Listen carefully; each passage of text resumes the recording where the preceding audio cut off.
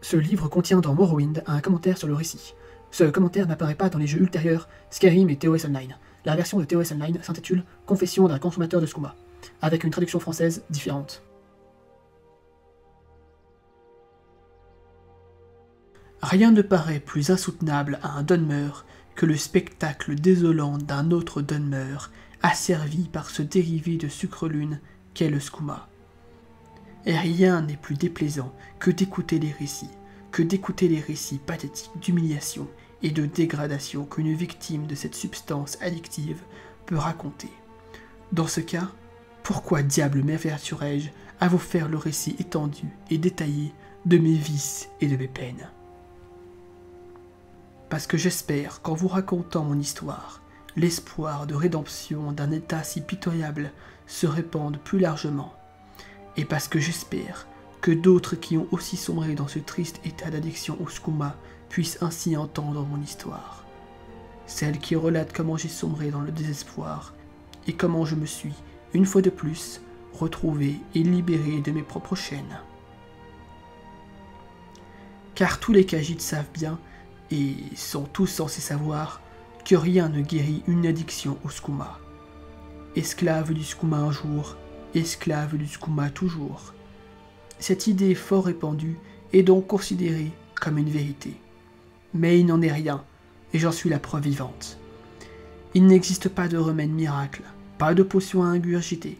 Il n'existe pas d'incantation magique qui vous libérerait des frissons provoqués par le skooma qui parcourt vos veines.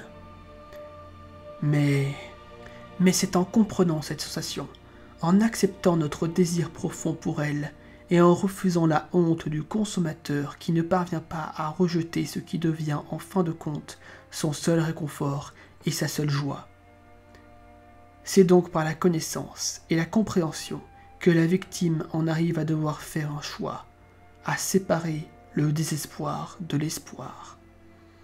En résumé, seul le savoir et l'acceptation peuvent donner à l'esclave la clé de ses entraves et le libérer. Le récit de Tylsenda fait découvrir au lecteur son engouement initial pour le skooma, son obsession de l'extase, puis sa lente dégradation physique et mentale. Au fur et à mesure de l'histoire, elle montre au lecteur que le désespoir provient de la certitude inconsciente du drogué, que seul un individu fou ou désespéré peut tomber sous l'emprise du skooma, et que par conséquent, une telle personne ne peut accepter de renoncer aux délices du skooma. Tylsenda démontre que l'espoir de rédemption existe toutefois. À partir du moment où le drogué atteint le stade où il ne se méprise plus, et contre toutes les croyances actuelles, elle affirme qu'il n'est pas évident que le drogué doive absolument renoncer à la drogue, mais que ce n'est qu'un des choix qui lui sont offerts. L'hypothèse de Tylsenda selon laquelle la dépendance au skooma n'est pas nécessaire au signe de faiblesse morale ou personnelle est essentielle pour établir qu'un traitement est possible.